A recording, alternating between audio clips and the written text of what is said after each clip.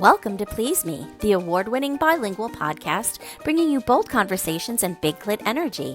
I'm Eve, your host, on a journey from trauma to sexual liberation. Join me and my guests as we dive into conversations around orgasm equality, self-love, body positivity, and essential sexual education.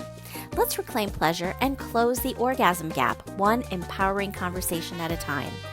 Last week I had Fanny Tristan on the show, and she talked about the art of a happy hoe season and what I like to call getting on the road to sexual liberation. We had such a great conversation about all the systems that hold us back as single women, and we talked about embracing our power and owning our desire. Go back and check out this informative episode and our thought-provoking role play. I'm so thrilled and honored to be nominated for 3 fan favorite awards for the ASN Awards and Latin Podcasting Awards. I'm nominated as Best Educator and Best Educator Website, as well as Favorite Podcast. Please see the show notes to cast your daily vote. I love and appreciate every one of you for your support.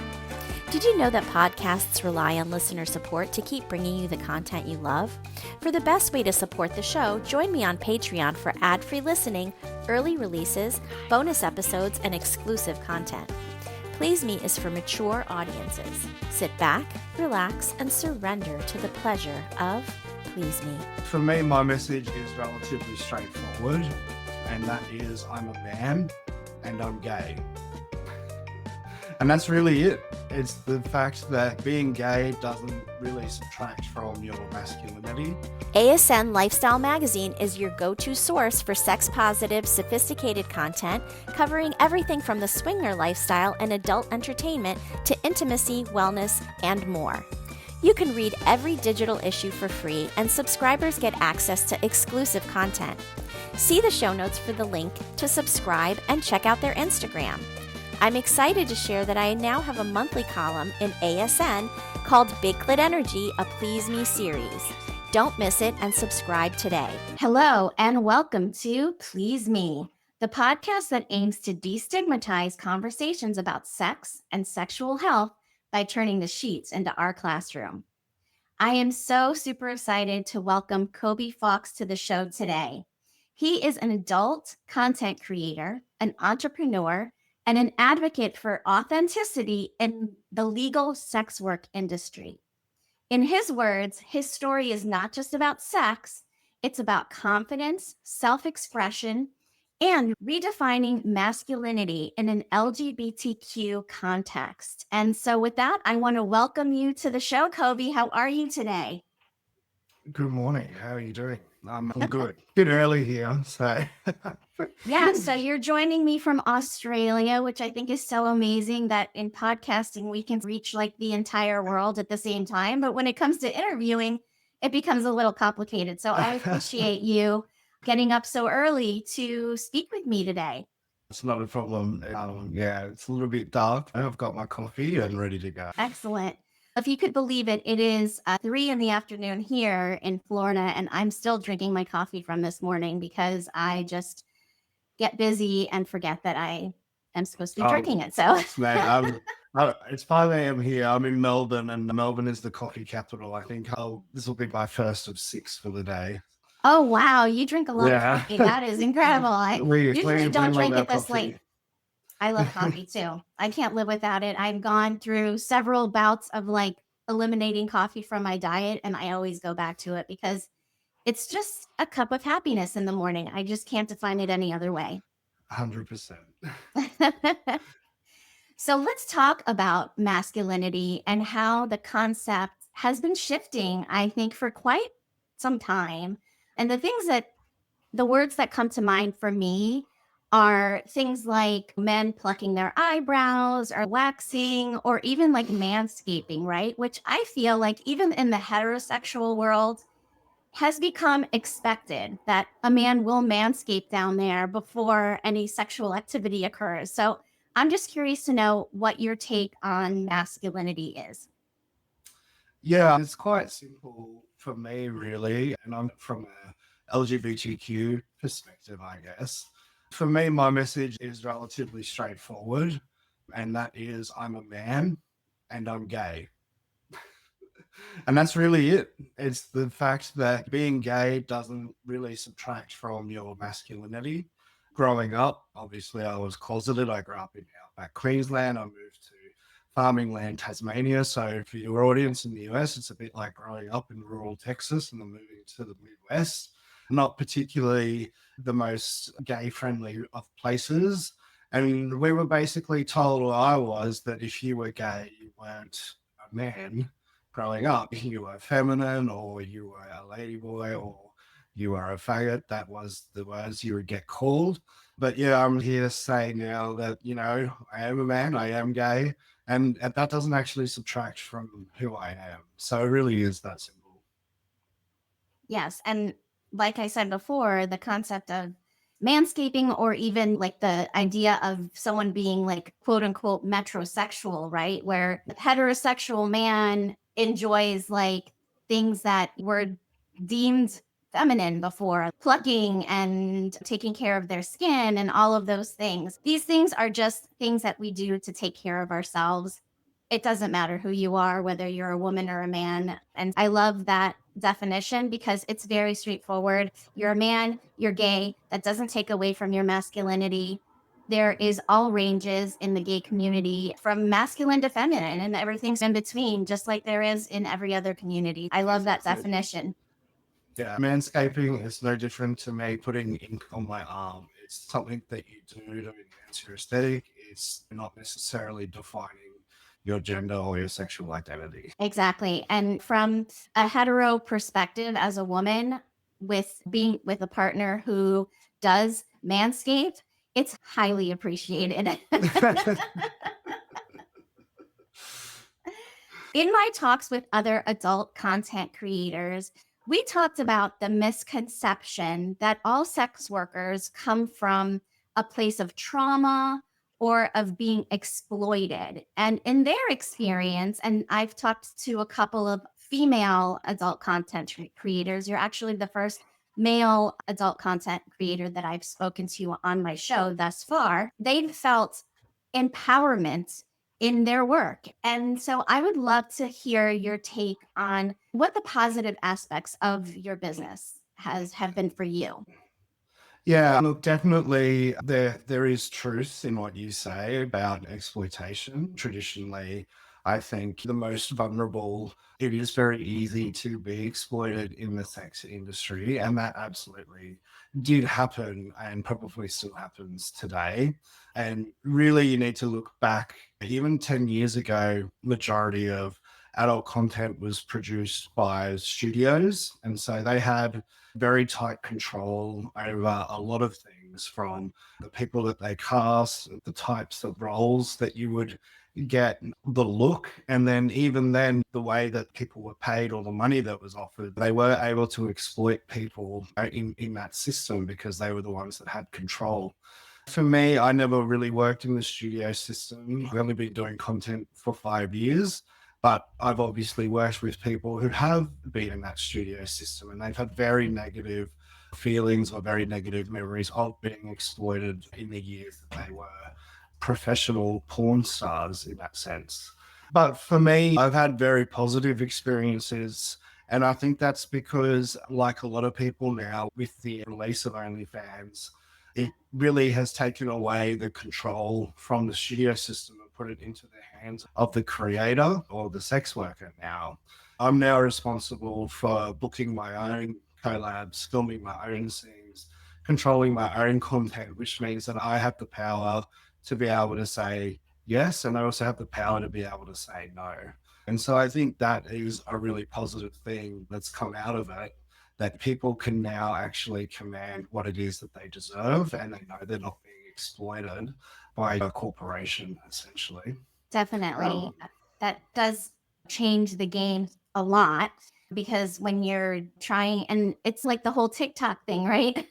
Yeah. Where you're being controlled by your, even though you have your business that can be thriving, you're being controlled by like an outside force. And this sort of puts the power in your own hands, which allows you to have more creative freedom and just more control of your money, which I think is so important, And especially.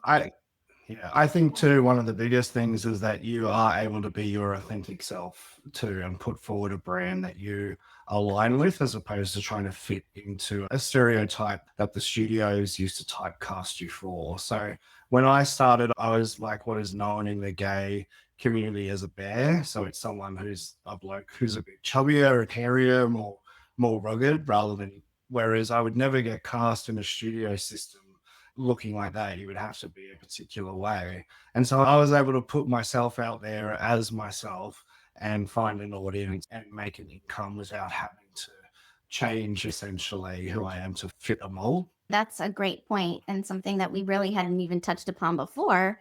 I had never heard of that concept of being a bear, but I happened to have one as a boyfriend.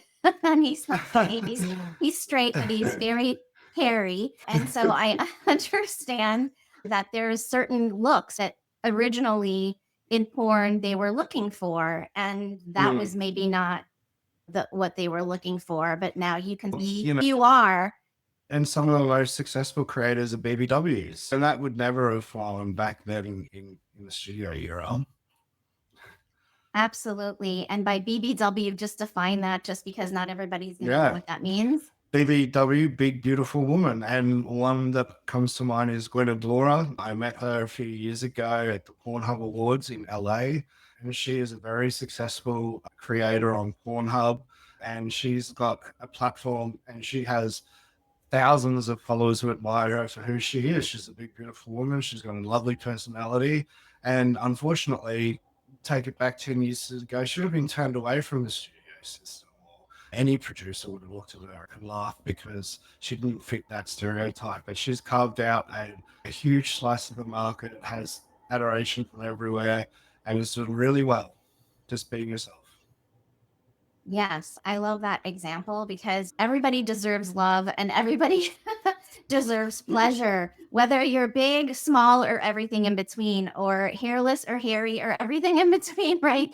And I appreciate you bringing that up too, because you're absolutely right. When being cast for things like this, there was always a type, right? And even so now, like when you look at porn, a lot of the women are really tiny. Of course, there's literally everything that you can find, but still, a lot of the women are tiny. A lot of times they've had enhancements to their body that are not realistic in the real world. And so people are putting their not feeling good about themselves because they don't fit the molds, right? And they don't fit what they're seeing. But now you can really see all ranges, which I think is really helpful in changing that, because beauty is in the eye of the beholder. And some people are going to love a BBW and some people are going to not love a BBW, but there is an option to be able to see that, which is a beautiful thing.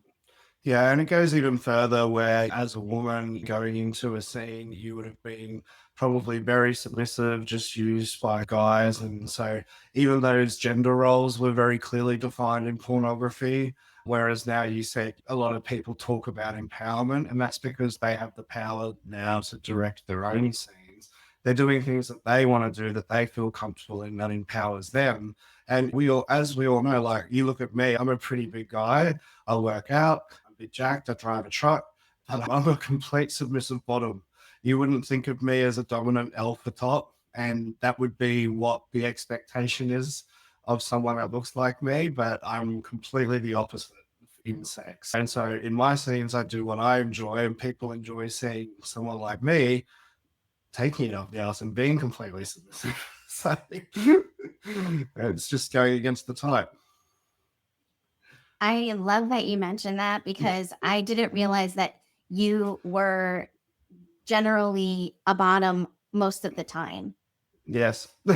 So we talked a little bit before on our pre-call about you performing at like different sex parties and then you filming with various different content creators for your OnlyFans account. And sometimes you'll do 5 scenes in a row, which requires a very long lasting erection.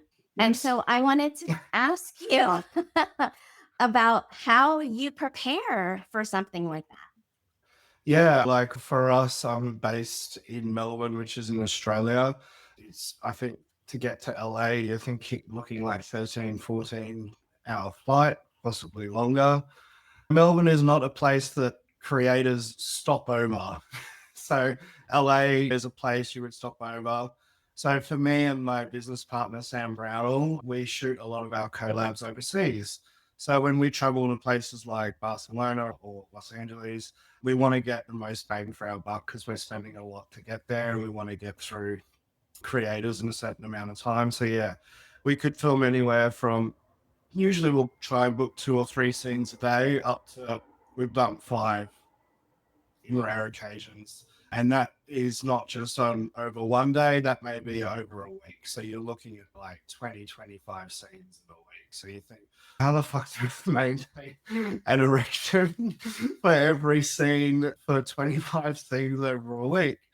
Like, obviously, I've used Viagra, I've used Cialis before and Camagra, and look, they're fine for the odd scene during the day.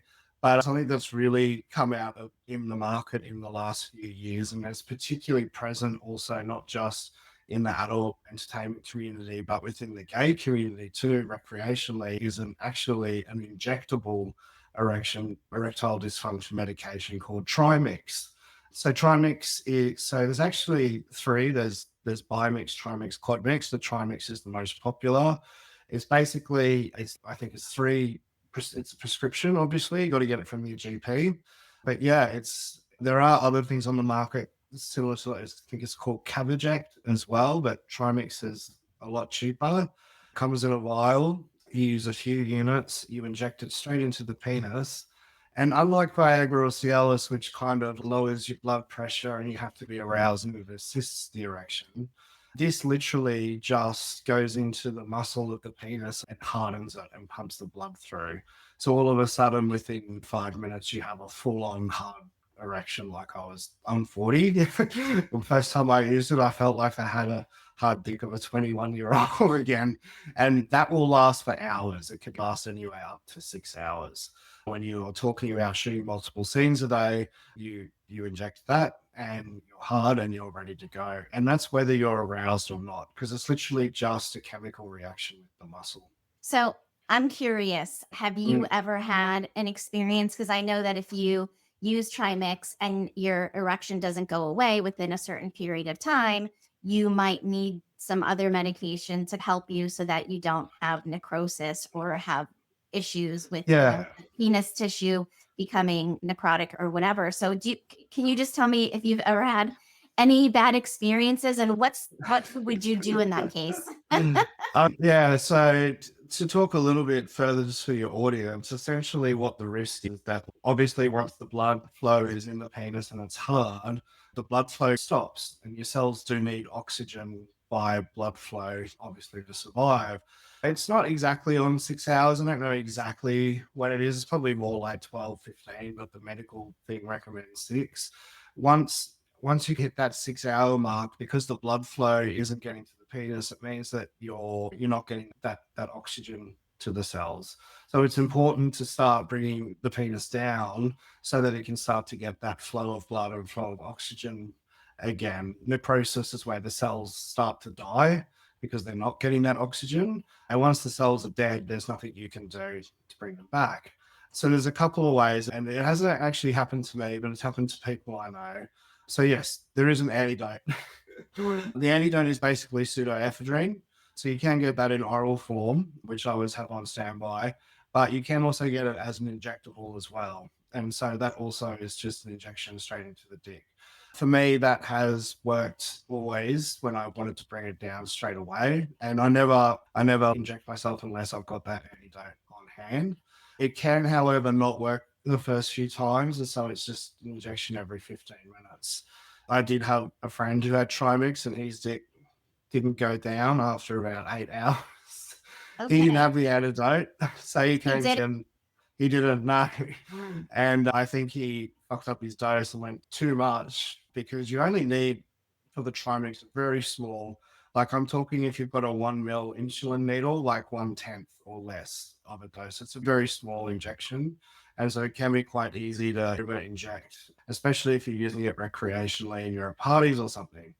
you're not always coherent. It took him up to about 8 injections to bring it down. So I sat there with him just jabbing his dick every 15 minutes.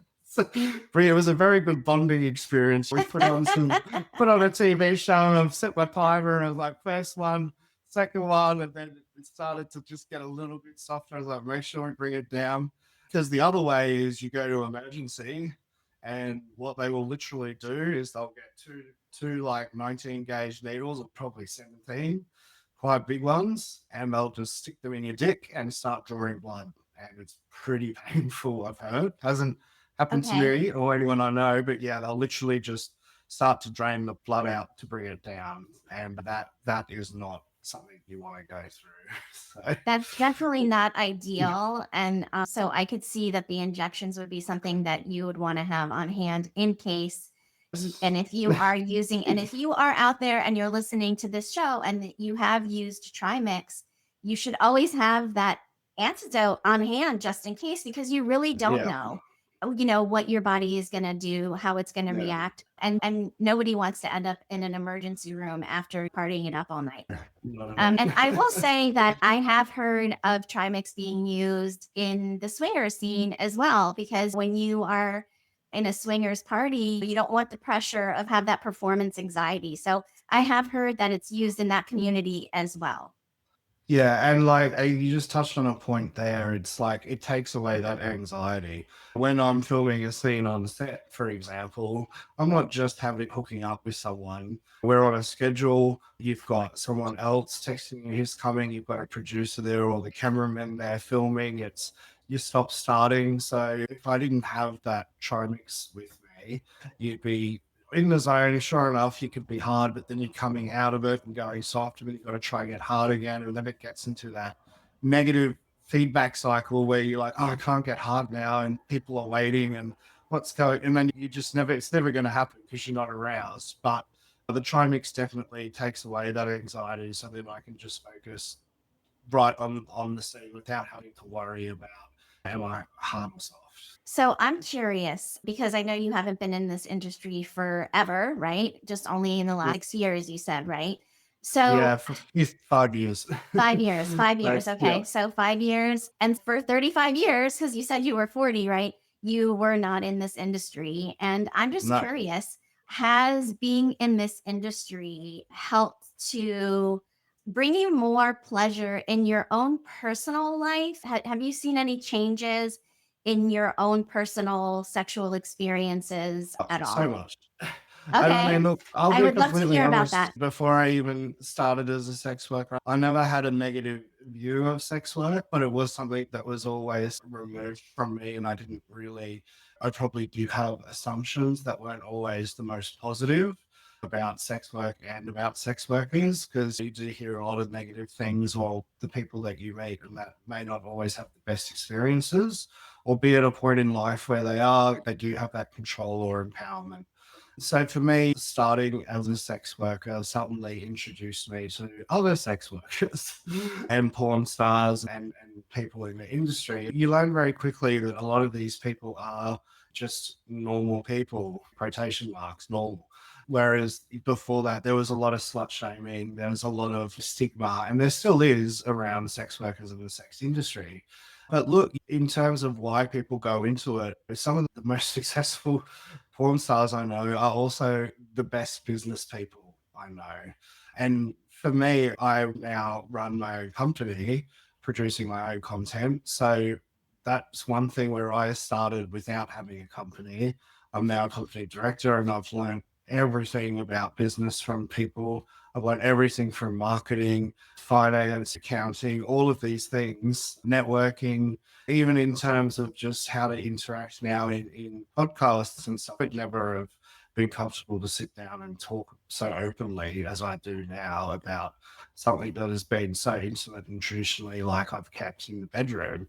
All of these tools and things that have come about for me through doing our content. For me, sexually, it's obviously also introduced me to a lot of the experiences in kinks. I was probably, being a gay man, we are a lot more, I guess, sexually liberated. And that's because obviously the way that we have to engage with sex is very different to a normative way. Sex is a lot more accessible for us, and we have specific spaces, or we have cruising grounds, public spaces to meet up with other guys. And even the sex acts themselves are not traditionally, we're fucking in the ass, we're doing all sorts of things because we've got different equipment. But for me as well, just obviously getting used to that, getting used to sex, I've started to now explore further things and further kinks. And that's been really interesting for me. I've always been gay, and now I've worked with trans creators, considering straight for pay, just to push my limits, because I'm comfortable now in what I can do and what works for me. I've done stuff that I thought I might not have liked, and I've ended up liking it. Why not now start to try some other things? Yeah, it's been a big journey. I think it's interesting that you say that, because I often say that about my podcast, that it's been the healing journey that I was not expecting. And so it's interesting that you two have expanded your horizons in terms of what you consider sex now. And I think that's super interesting. And the fact that you like things that you didn't think that you liked before. And you mentioned that you are more of a submissive, and in a heteronormative relationship, the woman is typically more submissive, but there's plenty of women out there that like to be dominant too, right? And so just playing with those roles, I think, is really cool. And I'm just curious to know, because inquiring minds want to know, right? What kinks have you decided that are like things that you like that you didn't think that you would like before? Yeah, one of the things obviously is I love being passed around a group of guys. Being submissive now, like I just love having a group of guys being around me and just using me, which before, sex-wise, I may have had the odd threesome or something. Being in my relationships now, I love group sex, and I love being the center of attention. And I love being used by all the guys. Basically being a candor is what we call it. Taking on that role, I guess, like a gangbang, like being the central thing. The other thing I absolutely love now is basically putting on a performance in sex, having other people view. For me, sex was always hidden and secretive because it was something I couldn't explore in high school. I couldn't get a girlfriend because I was gay. We didn't explore that in the bedroom. I had to hide my sexual upbringing by going to beats or meeting guys at a remote spot and being hidden all the time. Now I do live sex shows on stage, or like I'll walk into a bar in Berlin and there'll be a few guys that want to ram me, and I'll just bend over on the bar and anyone can see. But the fact that I now have the confidence to do that, and I enjoy that as well. I like let's just go for it here kind of thing. Who cares if anyone sees? They can have a good time watching. And I guess for me, it's the complete opposite of what I experienced growing up, where sex was this shameful, secretive thing that I was doing that was wrong, to now, you know what, fuck it, I'm going to own what I do. I'm just going to be out there, be myself. I'm going to do what I enjoy, and I'm not going to be ashamed if other people see me doing it now. There were just too many juicy questions for Koby. We had to turn this into a 2-part series. Be sure to tune in next week for even more insights, surprises, and a super fun roleplay you won't want to miss. Can't wait? Get early access and listen ad-free this Monday on Patreon. It's the perfect place for early releases and exclusive content, so join today. During COVID, I gave up 3 things. One was not wearing makeup every day. Another thing was that I stopped working for other people. And so hence my podcast, and hence my private practice, Inspire Health Physical Therapy. And the third thing I gave up during COVID was wearing a bra. Cakes is an incredible product that I've been using so that I don't have to wear a bra all the time, but I can look like I have a bra on. And what it does is it just covers up the little nipple show that you have going through your clothes, and it allows your clothes to fit you seamlessly and smoothly. And it is a beautiful product, and they are so much more comfortable to wear. It's so important to give your body time without a bra, because just like any other brace, if you're wearing an ankle brace or a knee brace and you wear it all the time, it's going to cause atrophy around that joint. And the same goes for a bra. If you're wearing a bra all the time, it's going to also cause weakness in your pectoralis muscles. And the pectoralis muscles are the muscles that help you to lift your breasts. And if they get weak, your breasts will sag. So wearing cakes is really great for decreasing sagging. So I just wanted to come on here and tell you to get your cakes. And I wanted to share mine with you. Today I have the triangle ones on, and I'm going to show you how easy they are. They adhere without adhesive to the skin naturally. And you can see they come in different colors. So make sure you check out the link below and get your cakes today.